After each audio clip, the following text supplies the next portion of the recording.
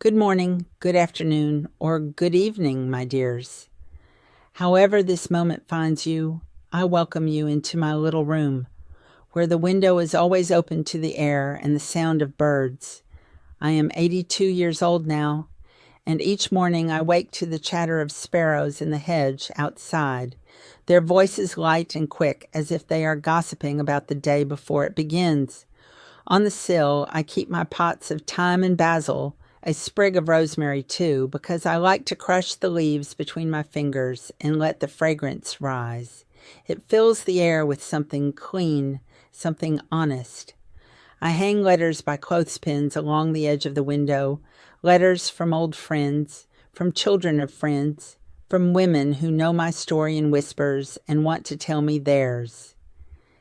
Each envelope is a lifeline. Each word reminds me that though I have lived much of my life in silence, I am not alone now. I spend my days in simple ways. I sew, I tend my herbs, I watch the shadows move across the walls. The kettle whistles and I pour my tea, listening to the church bells across the square, their rhythm steady and unbroken, marking time the way it has always been marked. The bells comfort me and wound me both, because once upon a time their sound was a cage, a call to obedience, a command that told me my life was not my own. Now, at last, they are only bells again, and I can listen without bowing my head. I know I may sound like any other old woman who has grown accustomed to her quiet life, but I must tell you something at the beginning, so there is no confusion. I am not here to present myself as a victim. I am not here to beg for pity. I am here because my voice was silenced for too many years, pressed down under holy hands that preached obedience while doing violence. I am here because I endured what many did not survive. I am here because silence is the weapon that kept me bound, and silence is the weapon I refuse to carry anymore. There is a fire that lives beneath my skin, though you may not see it when I smile and speak of the sparrows and the herbs. That fire has burned since I was a child in a place where I was supposed to be safe, a place the world trusted. I carry that fire into every word I say. Some call it anger, but I call it survival. If my voice trembles sometimes, it is not weakness. It is the weight of all the years I swallowed my truth, so that others could keep their illusions. Today I no longer swallow it. Today I speak. And before I take you back to where it all began, I will say this. I survived. I walked through decades of abuse, humiliation, denial, and betrayal, and I stand here now not because I was spared, but because I was not destroyed. That difference matters. I was 9 years old when I was sent away. My mother had died, and my father, poor and overwhelmed, thought the convent would be my shelter. A place of safety and learning, a place where I would be raised with discipline and kindness under the eyes of God.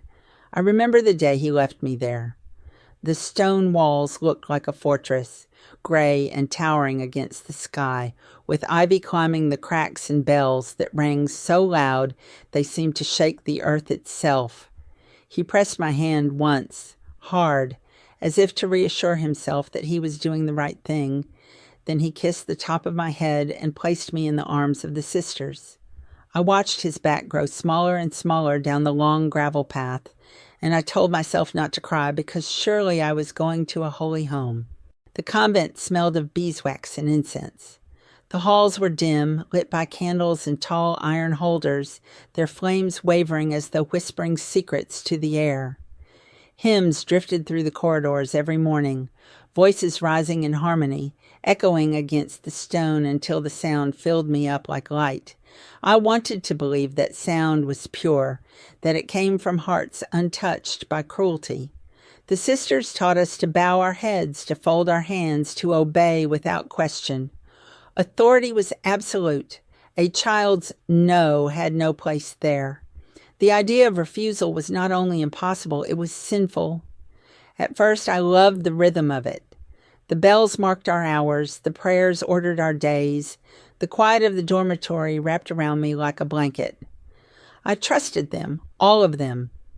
The nuns who guided us with stern smiles, the priests who came from the rectory to deliver homilies about purity and obedience. I believed their every word. I thought they were the keepers of God himself. But very soon that faith became confusion, and that confusion hardened into fear. Because I learned that behind the hymns, behind the candles and the bells, there was something else. I learned that when they spoke of obedience, they meant my body as well as my soul. I learned that when they spoke of sacrifice, they meant my silence. A child barely 9 told to kneel for prayers that became something else. Hands that were supposed to bless me lingered where no hand should ever linger. Words of scripture twisted into commands that stripped me of choice. Sometimes it was the priest, sometimes the elder sisters, who whispered of purity while taking from me what could never be returned. They told me it was God's will, that obedience to them was obedience to Him, that I was chosen for a special kind of devotion. And I, small, frightened, eager to please, believed I had no right to refuse. I thought holiness meant surrender. I thought my silence was holy. So when the bells rang, I walked to them. When they summoned me, I obeyed. And in the shadows of the convent, I learned the first terrible truth of my life, that the people who claim to protect you can also be the ones who destroy you, and the world will applaud their piety while never hearing your cries. As I grew older, the rhythm of life in the convent changed, though to the outside world it must have looked the same. Bells still rang, candles still flickered, hymns still rose to the rafters, but behind those rituals there was a different kind of schooling. What had begun as lessons in prayer and obedience became something darker, something that shaped me not into a child of God, but into a servant molded for the will of others. It often began with kindness. A nun might compliment my singing voice after chapel, stroking my hair as though I were her cherished daughter. A priest might press a sugared almond into my palm, telling me I was devoted, chosen, favored in God's eyes. Those gestures seemed small, even tender, but I soon learned they were never given freely. They were bait. A soft hand, a sweet word, a token gift, each one preparing me for what followed. I began to understand that affection was not safety, that praise was not love. It was the opening of a caged door, leading me where they wanted me to go. When I was summoned to private chambers, it was always under holy pretense. I was told it was for prayers, for instruction, for deeper training in obedience. The rooms were narrow, cloaked in incense smoke, a crucifix looming on the wall. They told me to kneel, to bow my head, to offer myself in silence as proof of my devotion.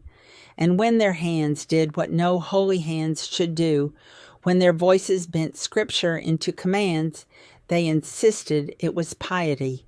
They told me this was discipline, this was purity, this was how a girl learned to be pleasing to God. I know now the words I did not know then: molestation, coercion, violation. At the time, all I knew was the confusion, the burning shame, the sense that my body no longer belonged to me. Each act was wrapped in language meant to erase my refusal before I even had the chance to form it. They told me my shame was sin, that the guilt in my stomach was proof I was the temptress, that silence was my only holy answer. And so I kept silent, and every silence became another thread in the net that bound me. Afterwards, I would walk back to the dormitory in silence, the stone floors cold under my bare feet, the echo of the bells carrying down the corridors. I would lie in my narrow bed listening to the breathing of the other girls, some of whom had been summoned before, some of whom would be summoned next. None of us spoke. We all knew, and yet words never passed between us. Fear sealed our lips tighter than any vow. The only sound was the bells, calling us again to prayer, as if nothing had happened. By the time I was 15, I had forgotten what it felt like to think of myself as mine.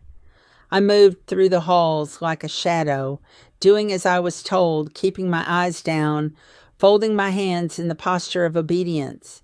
I no longer dreamed of leaving, no longer believed a life outside the convent could exist for me. I had been groomed into servitude so completely that even my thoughts were not my own. What remained of me was hidden deep inside, buried under layers of silence, shame, and fear. Adulthood was supposed to mean freedom. At least that is what I told myself in the small hours of the night, when I tried to imagine a future beyond the stone walls. I pictured myself walking out through the convent gates, dressed not in gray wool, but in a simple cotton dress, my hair unbound, the air of the world filling my lungs. I thought perhaps when I turned 18 they would release me. Perhaps then I could choose. But adulthood in the convent was no freedom at all. It was only another kind of cage, heavier, quieter, more permanent. By the time I was a woman, I had been absorbed into the daily life of the rectory. I cooked their meals, polished their chalices, scrubbed their floors. I kept the linens white and the hearths warm, invisible work that the world never saw but that kept their lives comfortable. And behind the curtains, behind the closed doors, I was still expected to provide them comfort of another kind. They never named it, never admitted it, but it was understood. My silence, my body, my compliance were as much a part of the household as the bread cooling on the table. The villagers saw me often. They would nod to me in the market, smile when they saw me carrying baskets of vegetables, whisper to each other that I was a devoted woman, a faithful servant of God. Some even envied what they thought was my holy purpose. To them, I was piety embodied, the woman who gave her life to the church. They did not see the truth, that my life had been taken long ago, reshaped into something I had never chosen. There were moments when I caught sight of girls my age outside the convent walls, girls laughing on their way to school, girls strolling arm in arm in the town square, their dresses bright with ribbons, their hair glinting in the sun. They carried books and dreams and futures in their hands. I carried laundry, pots, and silence. I would watch them from a distance, and something inside me ached so sharply it felt like a wound. But I never let myself dwell on it too long, because to dream was to torture myself. Better to bow my head and keep moving. The abuse did not end with age. If anything, it became more entrenched. By then, I was not a child who could plead ignorance. I was a woman who had been molded into obedience. They relied on that. They relied on the fact that I had no family to claim me, no voice to accuse them, no world to run to if I tried to leave. I had been raised in silence, and they knew I would remain silent. And so the pattern continued. Nights of being summoned, mornings of tending the altar, afternoons of sewing vestments while swallowing down what had happened the night before. I began to feel less like a person and more like a shadow stitched into the walls of the convent. I was there, but I was unseen. I served, but I was unacknowledged. To the world outside, I was holy. To the world inside, I was useful. To myself, I was nothing at all. That was the greatest theft of all. Not the bruises, not the forced submission, but the hollowing out of my life, the denial of my right to even imagine something beyond their control.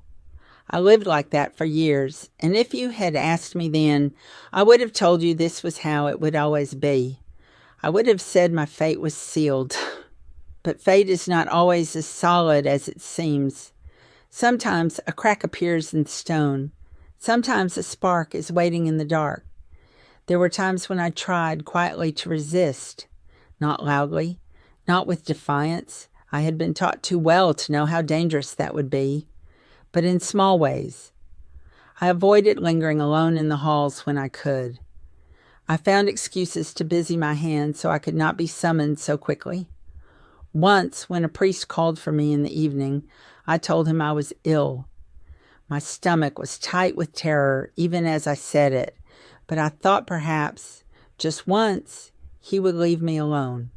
he did not. And when he discovered the tremor in my lie, I was dragged before the sisters the next morning. They did not scold me gently. They confined me to a stone cell, a narrow room with nothing but a thin mat, no window, only the drip of water seeping through the wall. I was given no food for 3 days, only a small tin of water left at the threshold. Each time I heard the latch click shut, it echoed like a sermon. This is what happens when you resist. When I was released, I was not restored. I was paraded before the others, my weakness displayed. A nun held me by the arm and told the gathered girls that temptation makes us liars, that even holy men can be led astray by sinful daughters. They said I was to blame for their wandering eyes, their straying hands. They said my disobedience proved the corruption in my heart. The lesson was sharp, public, undeniable. If you speak, if you resist, the shame will not fall on them, it will fall on you. After that, I learned to keep even the smallest resistance hidden. My face became my mask, calm and composed, even when my insides twisted. I bowed my head when I was told to bow. I folded my hands when I was told to pray. Outwardly, I was the picture of obedience. Inwardly, I carried a rage I could not name, a fire pressed down so deep I wondered if it might consume me silently from within. It was not just me who suffered this way. I saw other girls punished too, locked away, denied food, forced to kneel for hours until their knees bled. Each time one of us faltered, the punishment was swift and merciless. And always the message was the same. Your body is not yours. Your silence is your virtue. Your suffering is your proof of holiness. And so I learned what all of us learned eventually. In that place, resistance was not just dangerous. Resistance was branded as sin. And nothing was more unforgivable in their eyes than a girl who dared to say no. The years passed like water dripping from a cracked roof. Slow, steady, almost unnoticeable until you realize the floor beneath has rotted away. I might have lived the rest of my life inside those walls, hollowed out but compliant, if not for the day she arrived. A child no more than 12, with braids that swung against her back, and eyes so wide with fear they reminded me of my own reflection all those years ago. She was brought to the convent by a woman I did not know. A relative, perhaps, or a villager desperate for the church's approval. She clutched a small bundle of clothes, her fingers clutching it so tight the knuckles were white. The sisters ushered her into the hall with the same stiff formality I remembered, speaking of devotion, obedience, purity. And I, standing at the back, polishing the brass candlesticks, watched the terror in her face and felt something in me split open. That night, as we lay in the dormitory, I could hear her breathing shallow and quick in the bed across from mine. She did not yet know what waited for her. She only sensed the weight of it, the way a rabbit senses the shadow of the hawk before the strike. I turned my head on the pillow and looked at her, and in her eyes I saw not only her fear, but my own past staring back at me. I saw myself at 9 years old, clutching a bundle, listening to bells, believing I was safe. When, days later, I saw her summoned, her small frame disappearing into the dim corridor of the rectory, I felt a sickness rise in me that nearly bent me double. My stomach knotted, my hands shook, and when she returned, her face pale and her lips pressed shut, I knew without a word that the cycle had begun again. The same lies would be told to her, the same shame poured into her heart, the same silence demanded of her. Something shifted then. I could not accept it. I could not stand by and watch another child's life be carved into the same shape as mine. I had carried my suffering for so long that it had almost become a second skin, but to see it laid upon her tiny shoulders was unbearable. The rage I had buried for years surged to the surface, hot and undeniable. For the first time in decades, I knew with absolute clarity I could not remain passive. I would not allow her to be broken in the way I had been broken. That night, as the bells tolled and the sisters' footsteps faded into silence, I whispered a vow to myself. I promised that the path which had swallowed me whole would not claim her. If I had to tear it down stone by stone, if I had to risk everything I had left, I would do it. My survival had been silent. Hers would not be. I had been in that convent long enough to know the rhythms of the place better than anyone. I knew when the sisters grew weary and careless, when the priests left their chalices unattended, when the storerooms were unguarded.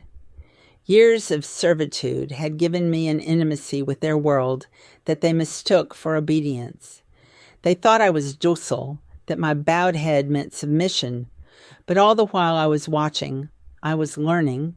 In the herb garden I tended behind the kitchen, I had come to know more than just thyme and basil. I had learned the uses of wormwood, foxglove, belladonna, plants whispered about by villagers, plants the sisters themselves would not touch. I hid those secrets the way I hid everything else, tucking them away like seeds in dry earth, waiting. And when the girl arrived, when I saw in her face the reflection of my own stolen childhood, I knew the waiting was over. I began in the smallest ways. A spoon of bitter infusion slipped into a priest's wine before evening prayers. A powder dusted lightly over bread meant for the table of the Mother Superior.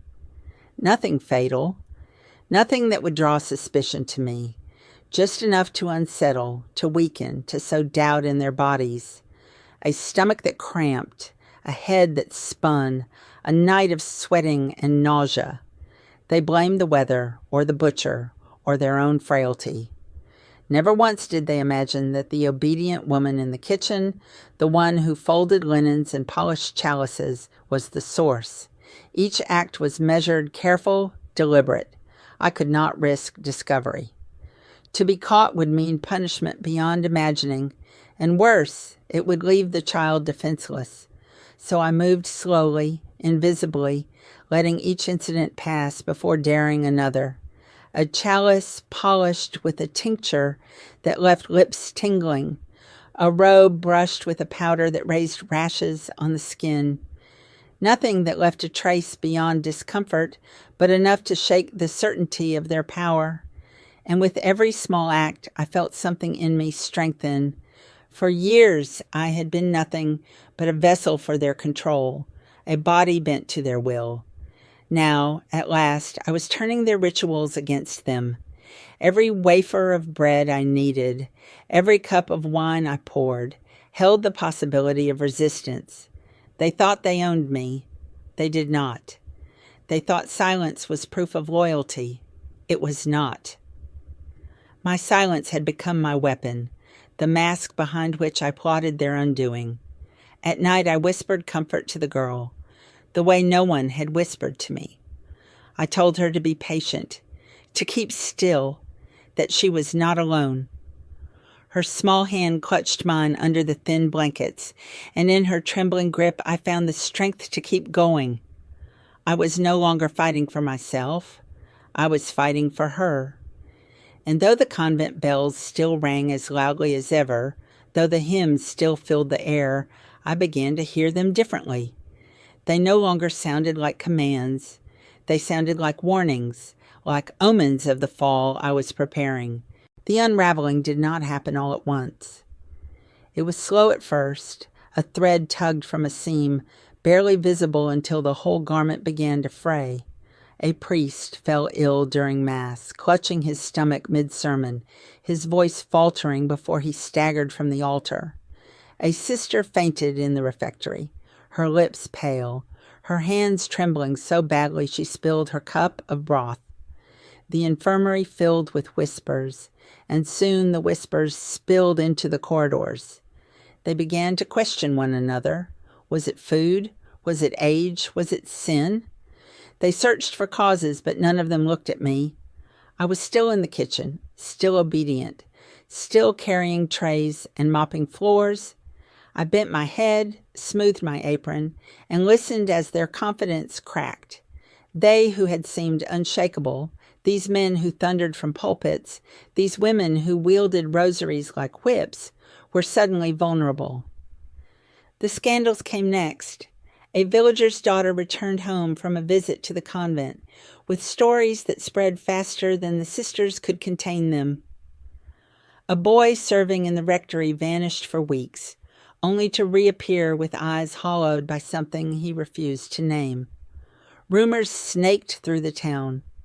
What had once been whispered only in the silence of girls' dormitories began to be muttered in taverns, hinted at in markets, carried like smoke through the streets. Inside the convent, suspicion turned inward. Priests accused nuns of neglect, nuns accused priests of impropriety. Rivalries that had long been buried under the weight of authority now surfaced with venom.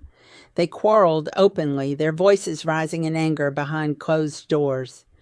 Once I heard a chalice shatter, the clang of metal against stone, and the low hiss of accusations. And still I worked, quiet, steady, adding to the chaos with hands that looked harmless. A tincture here, a powder there, always invisible, always deniable. I never needed to bring them to the brink of death.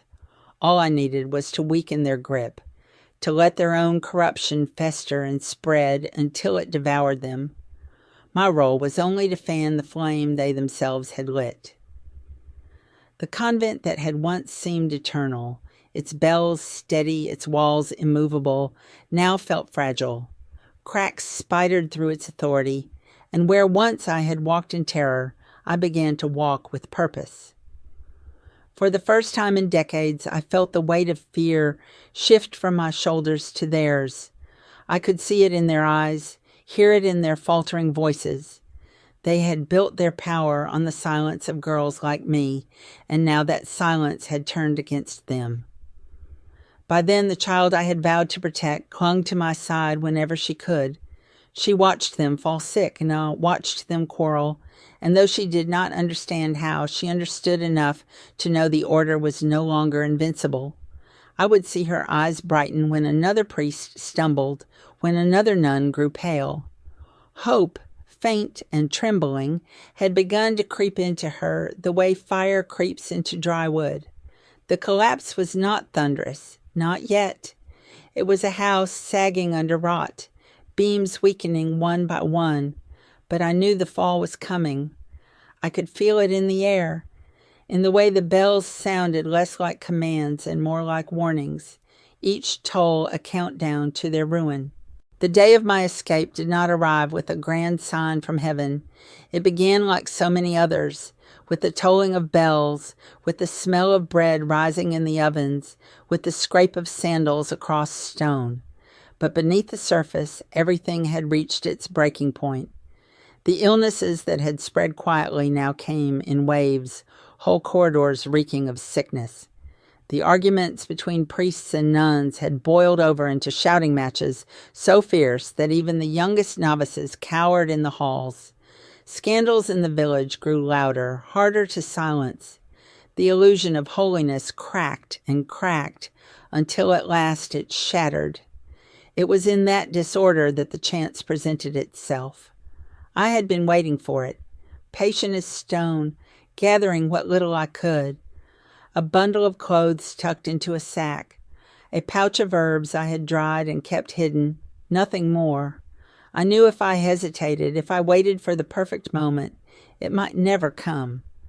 Perfection was a luxury I had never been given. The priests were too busy quarreling among themselves to notice me slip into the back corridors. The sisters were scattered tending to the sick, their attention frayed. The child, the one who had lit the fire in me, pressed my hand, her eyes wide with the same question that had lived in my heart for years. Is it possible? Can we truly leave? The rectory door was ajar. That in itself was a miracle, for it was almost always locked. I remember the sound of it, creaking as I pulled it open, the rush of cold air hitting my face like baptism. I remember the scent of damp earth, the fields beyond the walls, the horizon stretching wide like a promise. For so long, the convent had been my world entire, and now suddenly it was only a building behind me. We walked quickly at first, then faster, then broke into a run across the grass, my sack bouncing against my hip, the child's fingers gripping mine so tightly I thought she might never let go. The bells began to ring behind us, but for once they were not summoning me, not binding me. They were only bells, loud, frantic, meaningless.